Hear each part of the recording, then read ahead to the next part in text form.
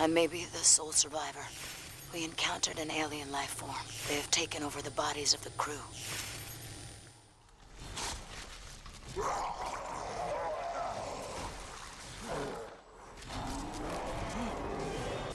The Ishimura and the artifact must be destroyed. Must be destroyed. Must be destroyed. Hey guys, what is up? Niyat here with Film Comics Explained, and today we'll be covering the Necromorph parasites as seen in the Dead Space games and 2 animated films, Dead Space Downfall and Aftermath. Necromorphs are essentially the reanimated bodies of the dead that have been revived and reshaped into horrific new forms as a result of recombinant extraterrestrial genes. The sole purpose of the creatures was to attack non-necromorphs and find more suitable bodies to spread the infection, while a specific creature called the Infector would go about infecting new hosts. Once the host is dead, the recombinant properties of the infection begin to take hold. The process is extraordinarily rapid and predictably violent. Cellular functions go into self-destructive overdrive, creating new biologically active compounds, which are then metabolized by reanimated flesh to fuel further mutations. Bones are broken, put together in new configurations, or reshaped into entirely new forms. All of this takes place in a matter of seconds, and generates tremendous amounts of heat. More often than not, the violently spasming corpses become so hot that stagnant blood boils in the veins and arteries, rupturing the skin. Vital and digestive organs that are no longer needed are also turned into additional musculature, giving all necromorphs increased physical strength. The creatures themselves had originated from a bacterium that was called the corruption by researchers and those who studied it. The corruption was created by scientists through the code written on the marker, which was in essence a DNA sequence extracted to create the pathogenic bacteria.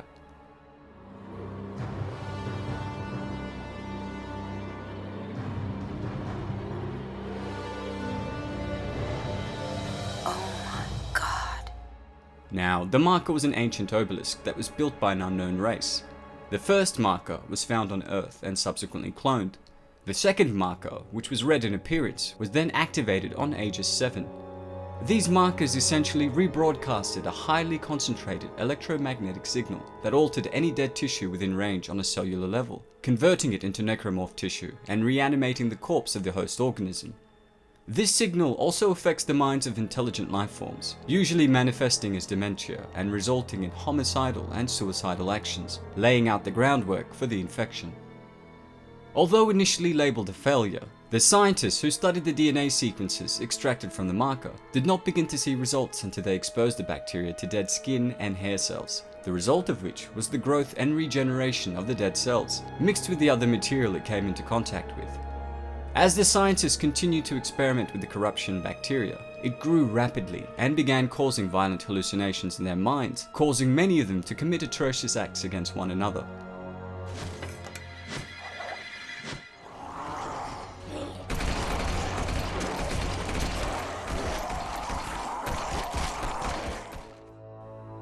One of the most terrifying aspects of the necromorphs was that, upon first glance, it appears as though they have no weaknesses, as all regular attacks like shots directed at people's organs were useless, as the infection had covered this with tough fibrous muscle.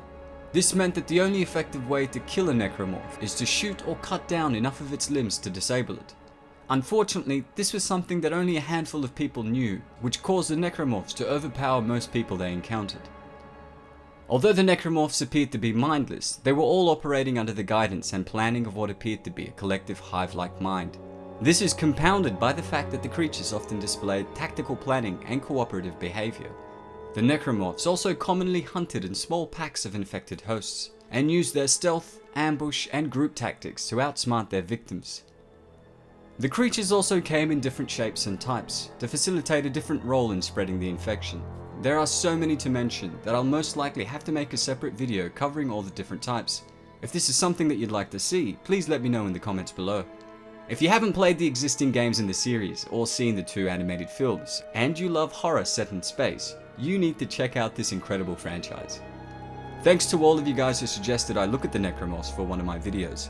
If there's any other content you'd like me to check out, please let me know in the comments below. I'm also curious to hear what you guys thought of the Necromorphs and Dead Space itself, so please also share those in the comments.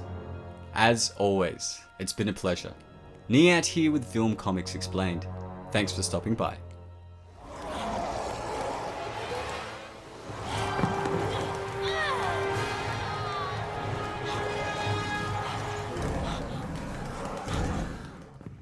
What's wrong?